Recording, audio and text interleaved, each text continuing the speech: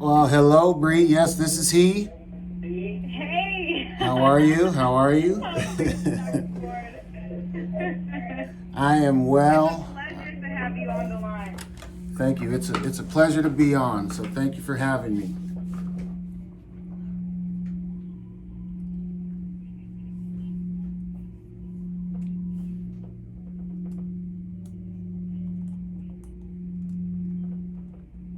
Yes, this is crucially important.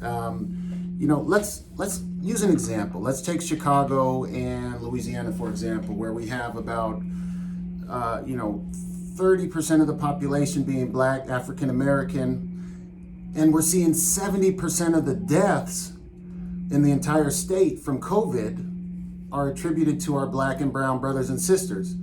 So that's a problem. And then if we expand that to the entire nation, what we're seeing is 3 times the infection rate when it comes to COVID with Black Americans, and 6 times the death rate as compared to our white brothers and sisters across the nation. And that's a problem. So what's going on?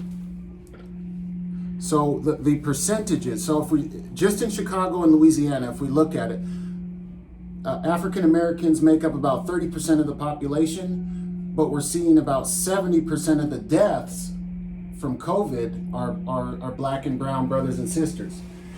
And if we expand that to across the nation, 3 times the infection rate, 6 times the chance of dying if you're Black.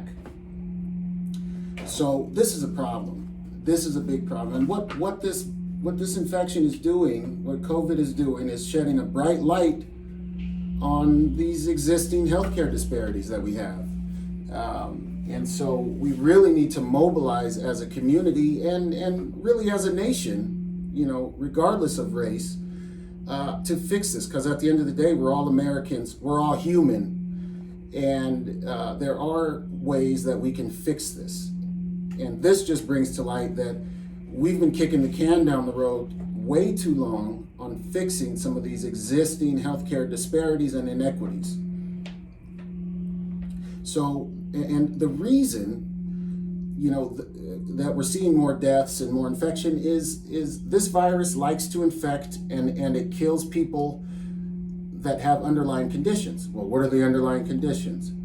Diabetes, cardiovascular disease, including high blood pressure, asthma.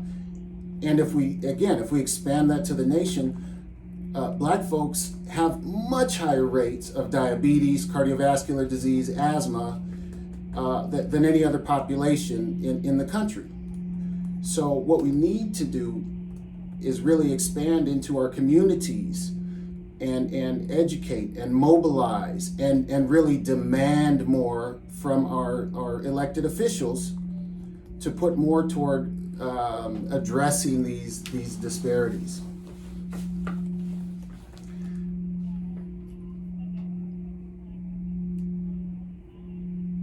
Mm-hmm.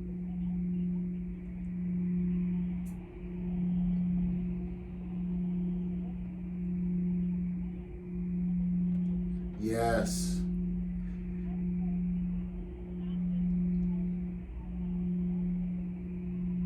That is a great point, and that's frustrating because, look, just because children are less likely to have serious consequences or health risks if they get this virus, that doesn't mean they can't carry it and spread it.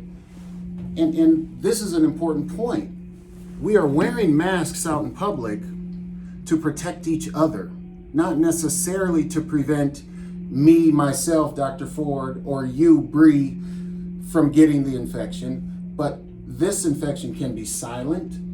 It's more likely to be asymptomatic in kids than in older folks. And so we should be putting masks on kids, and we should be wearing masks ourselves when we're out and about, just to protect each other.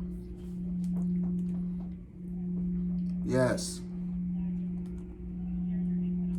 Yes.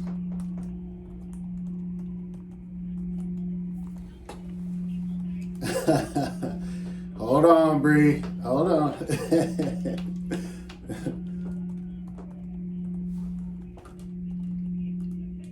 Yeah.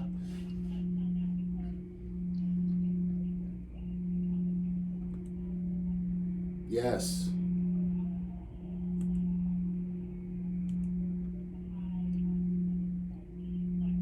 Yes.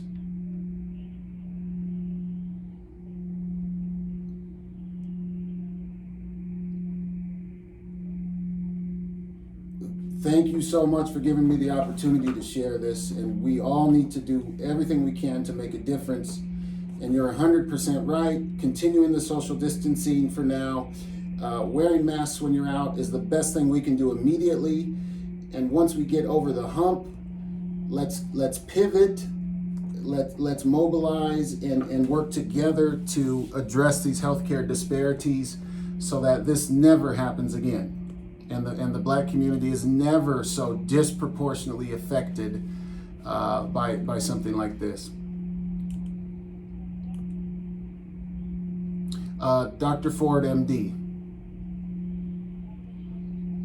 MD.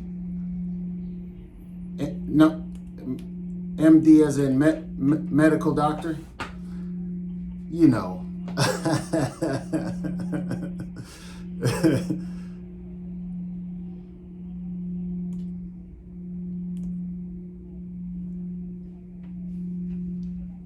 Thank you, Bree. Keep doing the big service to the community. Appreciate you.